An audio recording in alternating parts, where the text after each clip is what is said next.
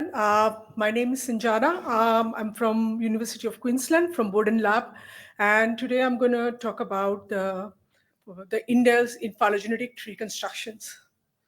So, what's the motivation? Why are we interested in indels? Indels are insertions and deletions in protein sequences. Indels provide a lot of like three main motivation why we would be interested. First is when we construct phylogenetic tree for homologous protein sequences, we want to understand the evolutionary history. Like, for example, in the evolutionary branch point, what would have happened for the proteins to diverge in function, especially whether they got the antibacterial functions and stuff like that. So that's where the indels are very important. And then the second is it provides us this relationship between the multiple sequence alignment and phylogenetic trees, because to create the trees, you need an alignment.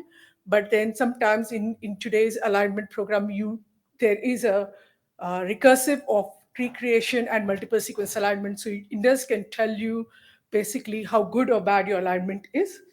And the third, more interesting aspect of Indel is protein engineering. In our lab, we do a lot of ancestral sequence reconstruction where we synthesize these novel proteins. These proteins are useful for various industrial applications, for drug discovery. So Indels provide us that kind of a creative proteins sequence that we can now then go and study them. So the problem statement from my project perspective is that you have an aligned extend sequences already, and then you have a phylogenetic tree. Aligned extend sequences can be from MAP, to a phylogenetic tree can be from FAST tree, IQ trees. And then once we have that, we want to understand these ancestral indel patterns as to what indels would have happened at N1 and N2, such that we want to minimize the entire pattern. And so this is called the maximum parsimony based approach. And we can explain the patterns that we see in the extend sequences. So we define what are the desirable qualities that we want in the solution. We want the simplest possible, like Occam's razor principle, simplest possible explanation of the indel events. We also want to have some multi-site connection, as we know that proteins do not evolve independently. There is a correlation between different sites in the protein. So we want to be able to capture some kind of relationship between different sites in a protein sequence. And what we do want in the tree is that some kind of evolutionary cohesiveness. So the way we define is that we don't want to see a deletion and an insertion and deletion happening in the kids, in the child of the ancestor, and the opposite is true, because that would not be more logical biologically. We want to have some kind of a cohesiveness in our evolutionary tree. And we also want to avoid these reverse gap patterns. Reverse gap patterns is where you have a deletion, then an insertion, and then immediately in the children you see insertion versus deletion. So we want to make sure that we constrain our solution in such a way that we get some higher quality results. And we also want to frame this as a global optimization problem across a tree rather than doing a piecewise optimization. And we would like to know if there are multiple optimal solutions, because in maximum parsimony, you can have multiple solutions. So with that in mind, I would like to cover on how we approach these qualities. So the first thing is to have some kind of a multiple site connection in a protein sequence. So if we are going to convert a protein sequence in forms of binary ones and zero, ones for non-gap and zero for gap, but then we want to convert that into a partial order graph, where in the partial order graph you kind of have an arrow which is forward directing arrows between those sites where you see a pattern. And then once we have these, so essentially we are converting a multiple sequence alignment into a partial order graph. And then if we unionize all of these arrows in the partial order graph, we get a partial order alignment graph. So that's how we're going to convert our data structure. So now coming back to the same problem statement. So now we have these extend sequences. We convert these extend sequences into partial order graph.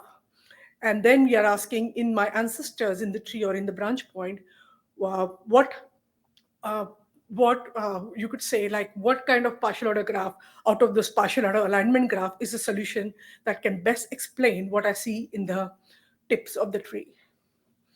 So first we define an indel score or indel event, how we're going to calculate. So if you have a protein sequence A, B, and A and C, where A is the ancestor and B are the children, then you convert basically your protein sequence into ones and zeros. And every time you find that there is the difference in the pattern where you go from a deletion to an insertion, you say there is a one indel event happening, and then if there is an opposite there, where you have an insertion, then a deletion, then you have another indel event. So we calculate the indel event between A and B is equal to 3. And then similarly for A and C, is equal to 2 from looking at this pattern. So the total indel score for that tree would be 5. So when you have these really, really big trees, we normally start from the root node, and then we try to see what indel events would have happened and start aggregating till the tips of the tree. So the optimization, I would like to talk about the optimization setup to approach this problem. So we have these, for partial order graph, we have the position and the edges. So these are all our binary variables. And then we have gap opening and the gap extension, which is called the site difference, which is similarly to how your multiple sequence alignment would score a particular alignment. And then we have a couple of constraints. So the first constraint is that we know a tree structure, so we want to somehow give an optimization algorithm that this is the kind of tree structure you need to adhere to. That means whatever solutions you find, you need to know what's the solution of my ancestor and that what's my solution of my children. So I make sure I have the cohesiveness maintained across the tree. Then I want to make sure my ancestors are created from the patterns that I see in the tips of the tree. And then if you want a partial order graph, you want to make sure that a partial order graph is complete, because if it is not complete, then you're probably going to have these incomplete protein sequences. And we also want to then penalize, we make sure the solution does not find these patterns where there are alternate gap opening patterns happening in the neighboring node. So this is for the optimization, we need an objective. So the objective here is to minimize the overall optimization, global optimization problem across the tree. So the D is difference penalty, which is the site-wise difference in your indel pattern. And then this is the gap opening penalty. And then that is a hyperparameter alpha. So just to walk you through quickly how the optimization is set up overall, we're just basically saying that you want to make sure a gap is open or closed depending upon how many edges are coming in, how many edges are going down. Then you want to calculate the difference between each of those patterns. And then you give some kind of penalty for gaps, which is higher than your gap extension. And then you want to penalize these alternate patterns that you want to make sure that they are not provided by the solution. So we tested this on a couple of 15 real data sets. Some of these data sets are published. Some of them have been curated in the lab.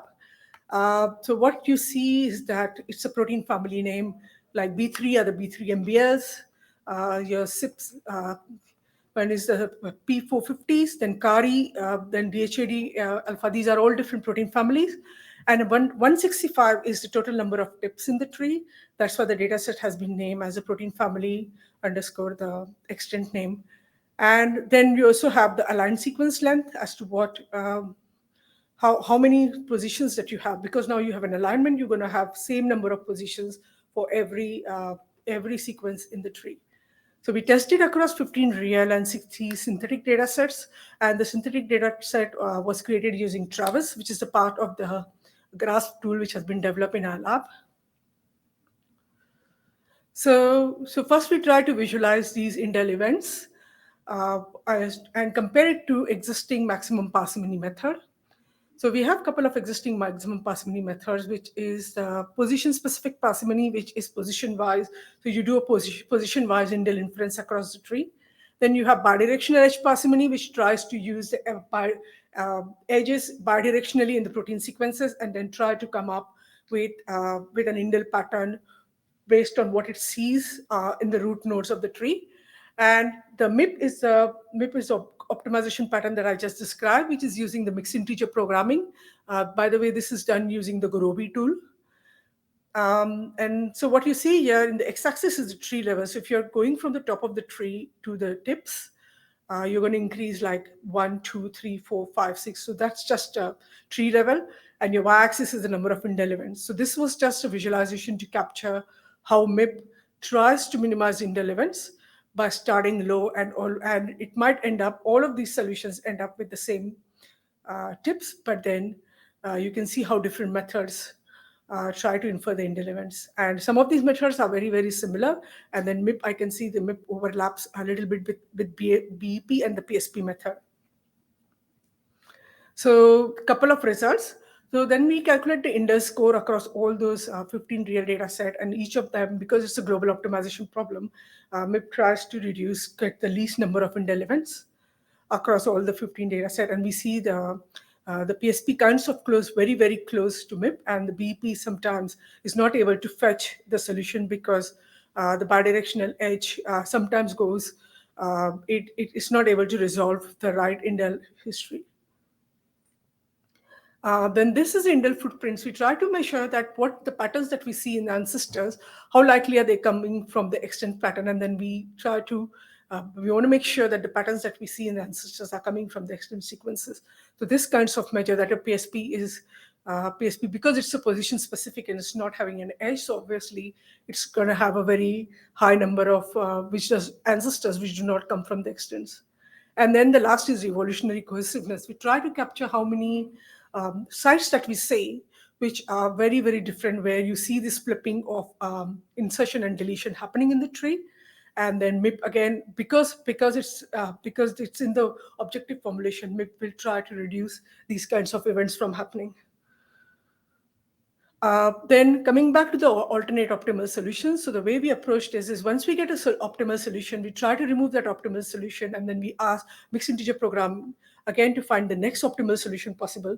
So we did it in a lot of data sets, but for this data set, which is the beta lactamases with 243 extant sequences, MIP gave us two optimal solutions. So the alternate ancestors are marked in red in the tree. So we found that 172 ancestors are same between two optimal solutions, but those 70 of them are different. So we want to see whether this really, the solution that was returned, does it really make sense? So zooming on to that particular clade, and then you kind of see the indel events across for the same ancestor, for example, N236, you see the indel events. So if you add them up, they are exactly the same, but then just this different, because it's a maximum parsimony, you can have an insertion or deletion because the extents that ancestors belong to can have these two different patterns. So there are multiple ways, multiple solutions in this case. So this methods was so far not informed by the branch distances, but that's not biologically most relevant, because sometimes in trees you have these long evolutionary time versus certain times the evolutionary time is very small. So you want to some way reason in your optimization formulation, you want to reason that if my branch distance is small, I'm going to penalize you more to create indels or creating gap opening. And when the branch distances are long, then I'm going to penalize you less because the chances of indels happening over long evolutionary times are higher. So the way we approach this in this formulation is that with this alpha hyperparameter, you could kind of get your histogram of the distances, all the branch distances in the tree. And from the histogram, you can find these main clusters and try to fit a sigmoid decay function. And that sigmoid decay function can provide you different values of alpha depending upon the branch distance in the tree. So using that alpha, you can replace your one static alpha with different alpha based on what is the branch distance in the tree. So we see very interesting results with this. So we did it across the result for two data set, and then the last one is for all data set. So the left-hand side shows you that how the alpha is being provided to the optimization function. As the branch distance is getting higher, we try to give less penalty, so the alpha values are lower. And then on the right-hand side, basically, we're trying to take the difference between the indel events, between the fixed and the variable formulation. And then, so for smaller distances, the optimization problem tried to reduce the indel event, and for longer distances, more indel events are created. Sorry. So in conclusion, we try to formulate a global optimization problem where we have some kind of accountability in the in the vertical sense in the tree and in the horizontal dependency capture. With the mixed integer program, you can have the optimality and the gap information available, and objective can be made distance aware. Sorry.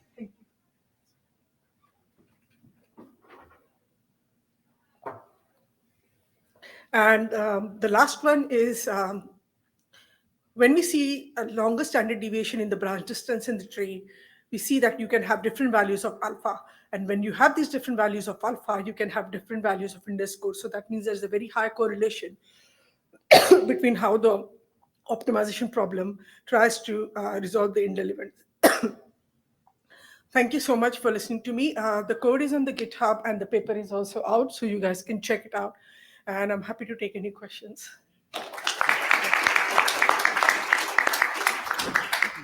Great talk. Any questions?